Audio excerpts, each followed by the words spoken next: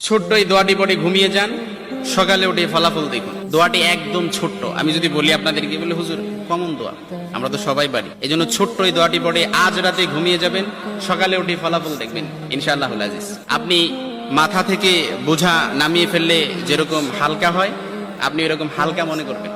আপনি মনে করবেন আপনার সমস্ত গুনাহ মাফ হয়ে গেছে, এরকম একটা হালকা অনুভূতি আপনার ভেতরে কাজ করবে। খুশির জন্য মনে হয় না? এই জন্য আমরা যদি ছোট্ট এই দোয়াটি পড়ে আজ রাতে ঘুমাতে পারি, সকালে উঠে ফলাফল দেখবো ইনশাআল্লাহুল আজিজ। আমি যদি আপনাদেরকে হাদিসের টেক্সট শোনাই, হযরত যায়েদ রাদিয়াল্লাহু তাআলা আনহু থেকে বর্ণিত, রাসূল সাল্লাল্লাহু আলাইহি সাল্লাম বলেন, হাদিসের স্পষ্ট ন্যারেশন হচ্ছে, যে ব্যক্তি রাত্রিবেলা 3 বার এই দোয়াটি পড়ে ঘুমিয়ে যাবে, সকালে উঠে আল্লাহ তাআলা তার সমস্ত গুনাহ মাফ করে দিবে। সুবহানাল্লাহ বাড়িতে যায় বলেন।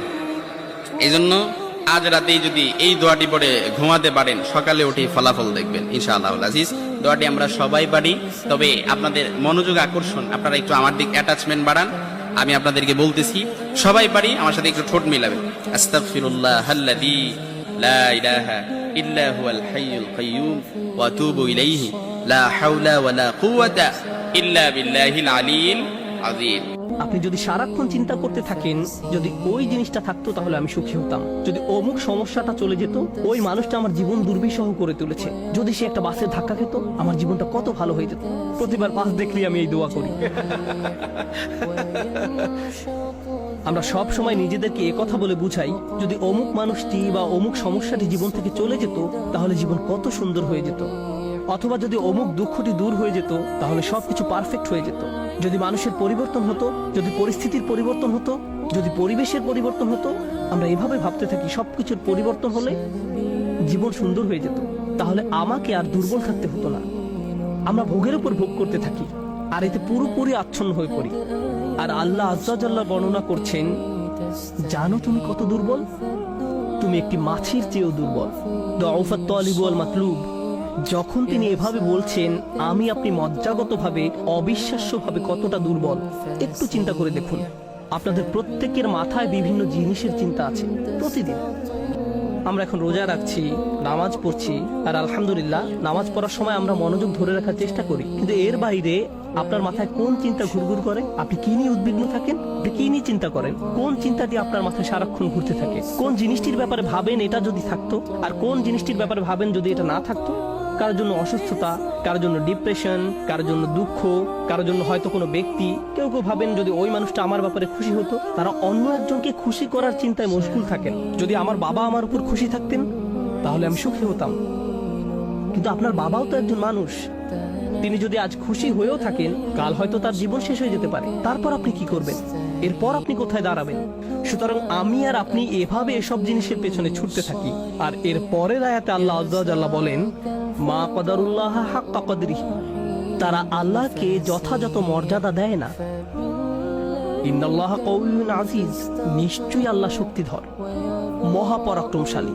তুমি দুর্বল, কিন্তু আল্লাহ সর্বশক্তিমান। তিনি আরো বলেন, তোমরা আল্লাহকে যথাযথ মর্যাদা প্রদান করোনি। জানেন তিনি আমাকে আপনাকে কি বলছেন? তিনি বলছেন, তোমরা বিভিন্ন জিনিসের পেছনে ছুটবে, তোমরা বিভিন্ন মানুষের পেছনে ছুটবে, তোমরা এই দুনিয়ার যত কিছুর পেছনেই ছুটো না কেন, এর প্রতিটি জিনিসের একদিন সমাপ্তি হবে। এর প্রতিটি জিনিস দুর্বল। এই কারণে তুমিও দুর্বল হয়ে পড়েছ। এই জন্য তুমি বারবার দুঃখ ভারাক্রান্ত হয়ে পড়ছো। ফলশ্রুতিতে তুমি বারবার ক্ষতির সম্মুখীন হচ্ছ। কিন্তু শেষবারের মতো যখন তুমি এই সিদ্ধান্ত গ্রহণ করবে, তোমার যত চাওয়া পাওয়া আছে তার মাঝে সবচেয়ে বড় চাওয়া পাওয়া হলো তোমার মালিককে খুশি করা। যখন তুমি সবকিছুর উপরে আল্লাহর সন্তুষ্টিকে প্রাধান্য দাও, যখন তুমি সত্যিকার অর্থে তোমার অন্তর থেকে এটা করতে পারবে, একমাত্র তখনই, যেহেতু তিনি শক্তিধর।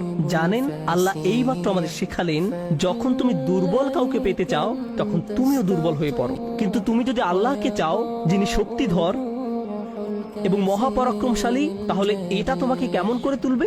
এটা তোমাকেও শক্তিশালী করে তুলবে। আর যখন তুমি শক্তিশালী হয়ে উঠবে, জীবনে বিভিন্ন জিনিস আসবে যাবে, কিন্তু তোমার শক্তিমত্তার কোনো কমতি হবে না। যে জিনিসের পেছনে তুমি ছুটছো তা ভেঙে পড়ার কারণে তখন তুমি আর ভেঙে পড়বে না, কারণ তুমি দুনিয়ার এসব তুচ্ছ জিনিসের চেয়েও অনেক অনেক উচ্চ একজনের সন্তুষ্টির অন্বেষণ করছো।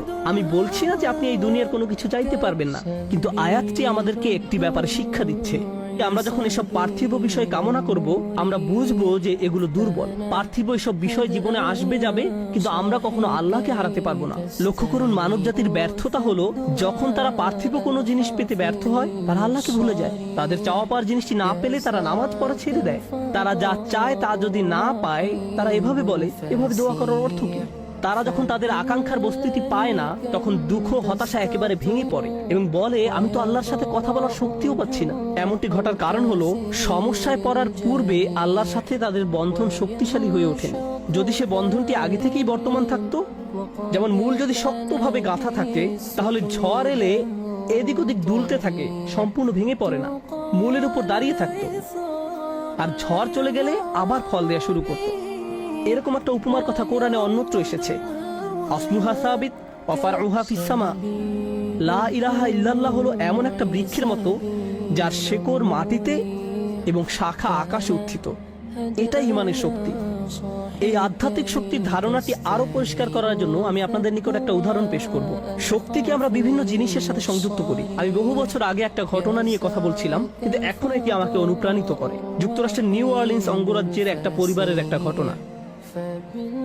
পরিবারটা ছিল অনেক ধনী, তাদের গাড়ি ডিলারশিপের ব্যবসা ছিল, তাদের দোকান ছিল একেবারে সমুদ্র সৈকতের পাশে। তারা দামি দামি গাড়ি আমদানি করত এবং বিক্রি করত। এরপর হ্যারিকেন ক্যাটরিনা আঘাত হানল। ক্যাটরিনা এসেছিল বিশাল জলোচ্ছ্বাস নিয়ে এবং এর ফলে তাদের কেনা সকল গাড়ি ভেসে গেল।